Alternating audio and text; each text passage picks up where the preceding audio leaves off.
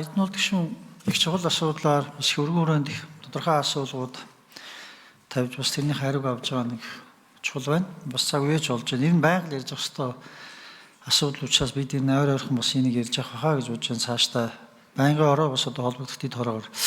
Надад ийм хоёр тодорхой асуулт байна. Нэгдүгürt одоо энэ нөгөө хүүхдийн эрх одоо боловсролтой холбоотой хангалтсан байх тал дээр нэг чухал бидний нэг чиг үүрэг байгаа шүү дээ. Сургуулийн орчинд хүүхд хамгаалал гэдэг. Тэр энэ жилийн төсөв дээрээс бид яг тэр та сая бас хэлж байгаа шиг байна. Хүүхд хамгааллын зардлыг тусгасан гэдэг нь шүү дээ. Тэгэхээр яг ямар үйл ажиллагаанд нийтийн хэдийн хэмжээний энэ хүүхд хамгааллын одоо шин зардал төсөвлөсөн байгаа вэ гэдэг нэг ийм асуулт байна гэж байна. Хоёр дахь зүйл их тийм тодорхой асуудал танаараа бас 2024 оны 10 сарын 18-нд явуулсан юм а бичиг. Тэгээ бичгийн хариу маань бас яг хараахан ирээгүй байгаа. Гэтэ яг бичгээр хамаар бид хариу авч ирсэн. Тэрний үхлээ зэрэг сая энэ Эрдэнэ улс гишүүний асуусан яг дөрөв дэх асуултаа яг таарч байгаа байхгүй юу? Багш нарын цалин урамшууллыг нэмэгдүүлэх тогтвол суурьшилтай үр бүтээлтэй ажил нөхцөл боломжийг хангах гэдэг. Тэгээ энэ дээр сургуулийн эрхлэгчийн сонгон шалгуулалттай холбоотой нэг юм журам байгаа. Энэ нь бол сургуулийн багш одоо цэцэрлэгийн эрхлэгч нарын сонгон шалгуулалттай холбоотой.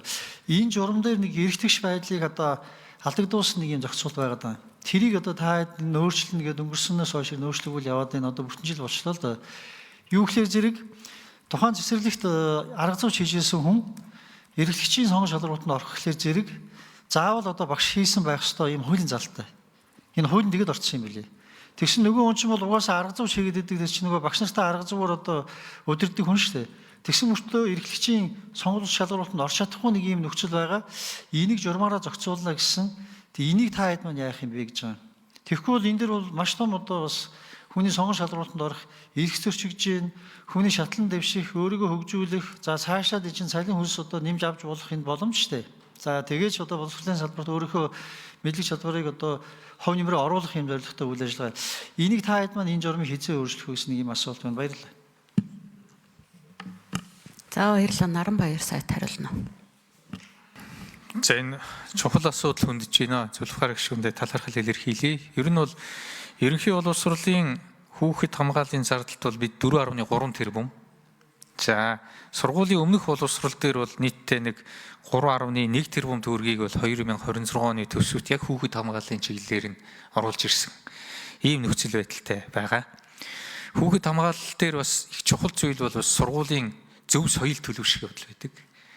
За тэн дээр бас нийгмийн ажилтны бас чадвар, нийгмийн ажилтны оруулах сэтгэл энэ их чухал байдаг. Анги даасан багшийн багийн хамтын ажиллагаа гэх мэт ийм зүйлүүд бас байдаг. Тэгэхээр ер нь бол хүүхэд хамгаалал зөвхөн бас сургуулийн ч асуудал биш. Гараад ирэх юм бол хорооны, эцэг эхийн, за одоо тухайн байрны гэдэг ингээд томрууд явдаг. Тэгэхээр энэ мөхлөгд нь бол одоо сургууль бас оршдгоо. Тэгэхээр ийм учраас бид бас энэ хүүхэд хамгааллын энэ зардлыг оруулж ирж хүүхэд хамгааллын хөтөлбөрийг хэрэгжүүлэх ийм одоо зорилт тавин ажиллаж байна.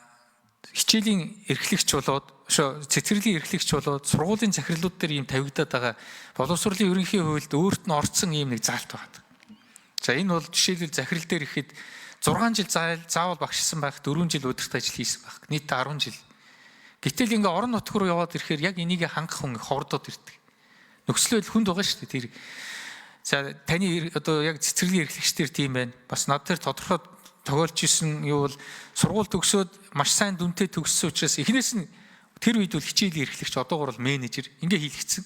Олон жил хичээлийн эрхлэгчээ хийгээд захирлыг ч олон жил хийцэн хүн түр өөр салбарт ажиллаж байгаад эргээд орж ирэхээр тэр одоо бараг 20 жил захирал хийцэн хүн ингээд ороод ирэхээр багшаар 6 жил гэсэн таслал гэсэн энэ хуулийн заалт нэг юм нөхцөл байдлыг үүсгэж байгаа нь үнэн түүний зэрэгцэн энэ бас яг хичээлийн цэцэрлэгийн эрхлэгчдэр бас арга зүйчээр ажиллажсэн хүнийг заавал багшлсан байх ёстой гэдэг.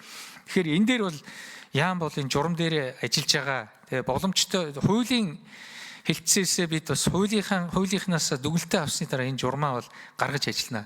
Ингэж жоохон уян хатан болгож авахгүй бол энэ асуудал бол өөрөө өнөөдрийн боловсролын салбарт чадварлаг хүнийг ажилуулахад бас ихээхэн бас хэцүү байдалтай байгаа. Ер нь бол энэ заалтыг ингэж хатуу зааж оруулж ирсэн энэ хуулийн төслөөч гэсэн бид яг 23 онд ингээд дөнгөж хэрэгжиж эхэлж байгаа хуулийг ахаал өөрчлөе гэдэг бол өөрөө бас боловсролын энэ хуулийг амилуулах хэрэгтэй, эхлээ ашиглах хэрэгтэй, тийм ээ. Ингэж явж ийж бид нэр за болж гэн болохгүйгаа сайн ярилцчээж хийх ёстой. Тэрнээс биш жил болгон хууль өөрчлөн гэж байх уу?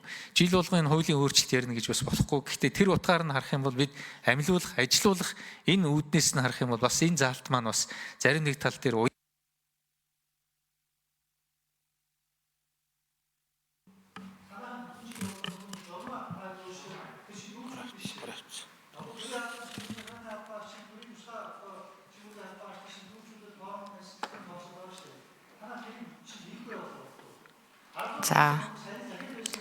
За Эрдэнэт гишүүн асуултаа асууна.